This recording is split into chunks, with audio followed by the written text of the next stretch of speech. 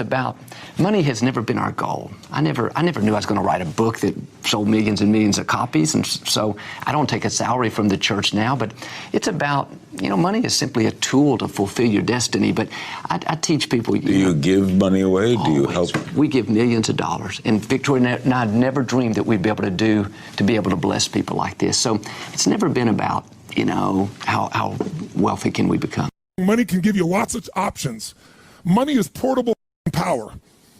Without money, you can feed people. Without money, you can change things. Without money, you can start a company. Without money, you can do things for your family. Without money, you can go where the fuck you want, when you want, where you want, how you want. Great tool.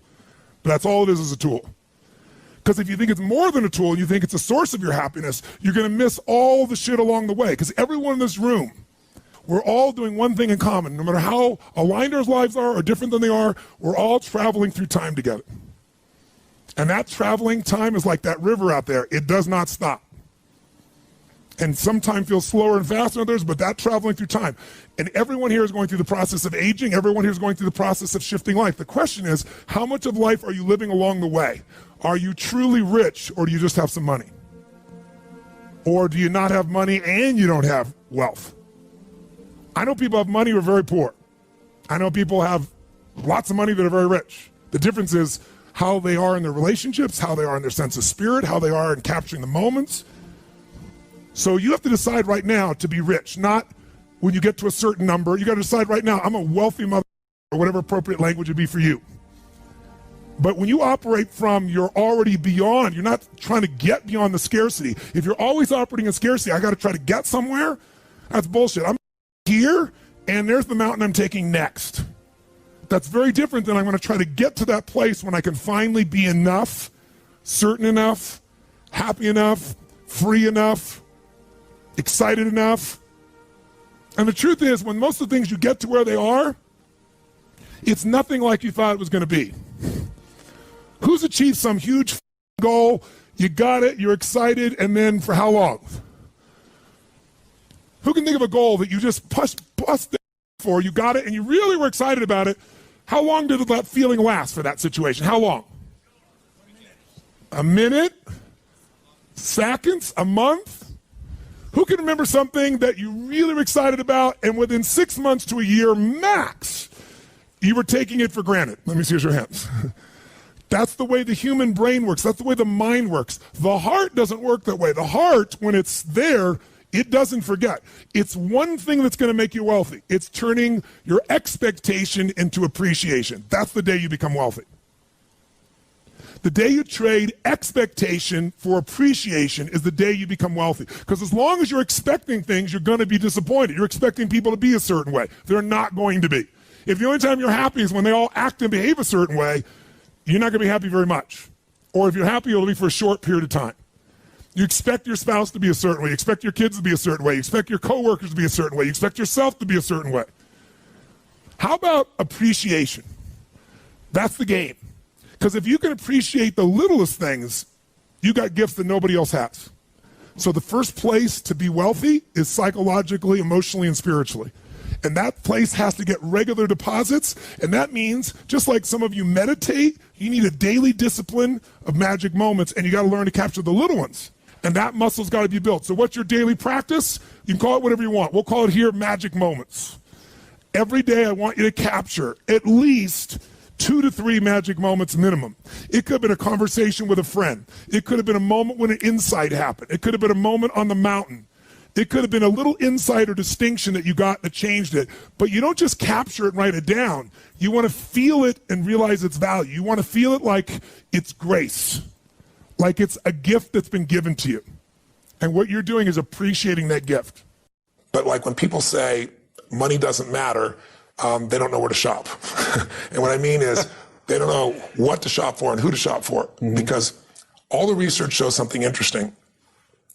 If you make twice as much money, you're making $25,000 a year and you make 50, people think it'll double their level of enjoyment of life or happiness. And on average, it improves 9%.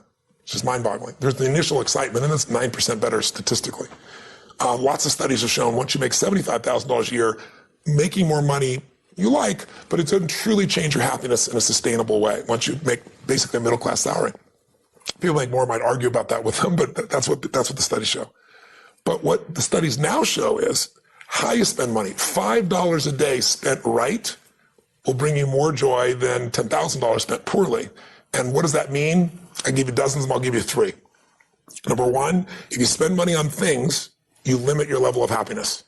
If you spend the money on experiences, it creates a generative effect in your body emotionally. And they can measure the level of fulfillment and happiness you have just by the purchases you make. And they've done it scientifically all the way down to how it changes your biochemistry, down to the changes in your saliva and the hormones. That's where the research comes. It's not somebody airy-fairy saying, well, if you have experiences, it'll be better. Second one, when you spend money on things that give you time and take away drudgery, if you can get somebody else that you pay and they are employed and they now scrub the floor or they clean the toilet and they have an income and they're happy and you're freed up to do something you're more passionate about in business or life, the level of happiness grows geometric. But the one that creates the greatest happiness is the one that sounds trite, but it's biochemically accurate. And that is investing in others, which simply means giving your money away.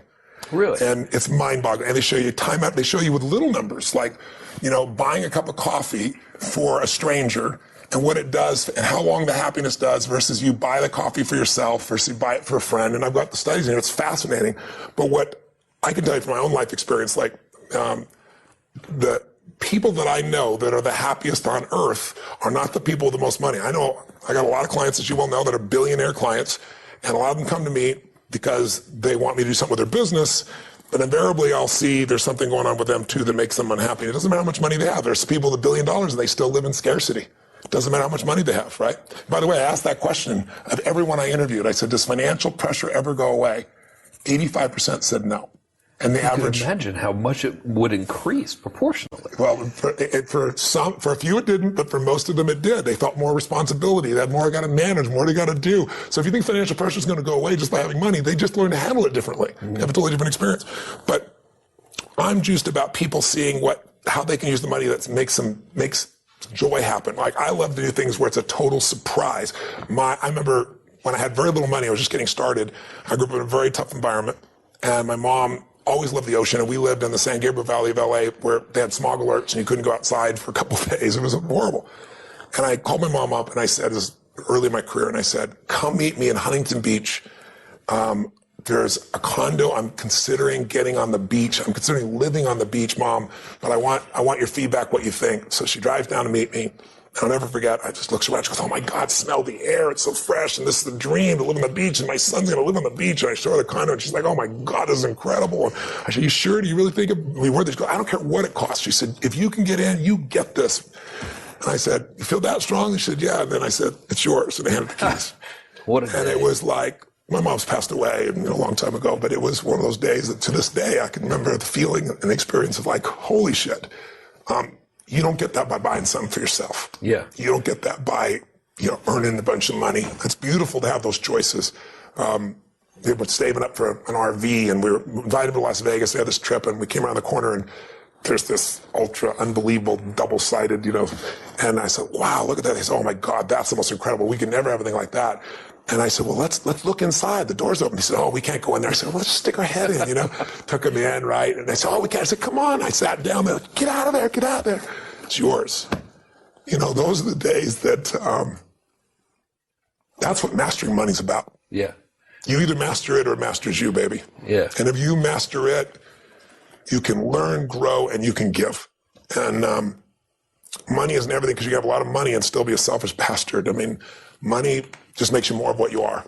If you're really selfish, you got more to be selfish with. If you're really giving, you can have more that you can give with. And so I feel privileged at this stage in my life to have found a way to do what I love, which is to light people up and bring them breakthroughs and bring them answers in their body, their emotions, their relationships, all these areas, but also in their financial area as well. And when you're able to do it in all those areas, life's pretty cool. If you just do it in the money area, it's not enough. I mean, richest man in the graveyard is not going to do any good. And so this book is really about how to have that real wealth. And I just finished to tell you that I end the book sharing a story that I'll share with you, because you know me well enough to know what this is like, and I know you can relate in some ways. Because I know your background in your hot suit, going out there with your credit card machines down in, was it Macon, Georgia? Macon, Georgia. Macon, Georgia, baby. It's still hot down there. It is still hot down there, and you're not. I think I'm still unwelcome to go try to sell credit card machines down there. They'd still rather me not show up. Probably that's a good thing. Yeah. But we have a similar background. We started with nothing, and I can remember I know the day I became wealthy, because I was thinking towards the end of the book, what was the day that I became a wealthy man? And I was broke. I was living in Venice, not Venice, Italy, Venice, LA, in this 400 square foot bachelor apartment. I was feeling sorry for myself. I was mad at the world. I was mad at a friend of mine that I loaned, $1,000 to, and he didn't pay me back, and he wouldn't return my phone calls because I was broke. I mean, I was down to, I don't know, 23, 24 bucks, something like that, some change. No prospects. I'm like, how am I going to eat? How am I going to survive? I'm going to pay my rent. I was already behind my rent by 30 days. And when I was 17, my mom kicked my dad out. He went back east and kicked me out. And I survived by scrapping up enough money each day and then going to the smorgasbord and loading up for the winter, just eating all I could to make it last a day or two. And I thought, okay, that's what I'm going to do. And I walked, because I didn't want to take my car and the gas or pay for parking. Didn't have that kind of money. And I walked 3-4 miles from Venice to this place in Marina del Rey. It's still there.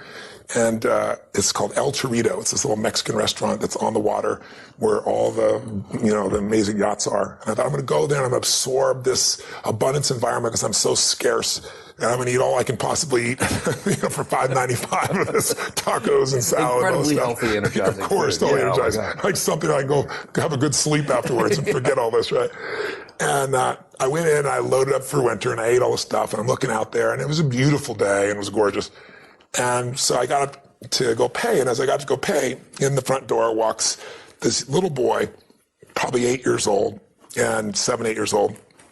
And he was dressed in a suit, and he's just like, kind of demure like you right now. If anything, I'm certainly demure, as you well know. That's I well know. But sincerely, he was just really, I don't know, there was something about this kid. He had this air about him, and he opened the door for his mother, and he pulled the chair out for her. And I don't know, something about it just struck me emotionally very deeply. And I was just touched, thinking, this little boy has got so much heart and class. And so I walked up to him. I paid my bill and walked up to him, and I said hi, and I introduced myself, and I was nobody. Who the hell's Tony Robbins? No Tony Robbins. And he says, who is this gigantic? Yeah, that's what he's really thinking is not there. And I said, I just want to tell you, I watched you for the last few minutes. I said, I watched you open the door for you later. I saw you pull out the chair. I saw the way you looking in her eyes and giving her full attention. I said, you are a class act. And he looked at me and I said, and taking her lunch, that's awesome. He goes, well, she's my mom. And I said, that's even more cool. And he said, well, I'm not taking a lunch because I don't have a job yet.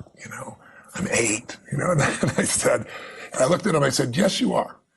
And I didn't have any plan. I just reached in my pocket, took all the money I had in the world. It was like $19 and some change, whatever was left after that. And I just sat down in front of him in front of the table. And he looked up at me, his eyes got big as garbage can covers. He goes, what's that? And he smiled. I said, that's yours. He goes, I can't take that. And I said, yes, you can. He said, how come? I said, because I'm bigger than you are. And then I didn't say another word. Every time. I didn't say another word. I just turned. I didn't even look at his mom. I wasn't doing it for attention. And I walked out that door. And I didn't walk out that door. I flew out of that door, man. I had no car. Walking home, I just felt like so alive. I felt so free. And I should have been scared shitless. I got no money. I don't know where I'm going to feed myself. You gave away last minute. There wasn't an ounce of fear in me. It was like in that moment, scarcity died. It just died. It was out of my life.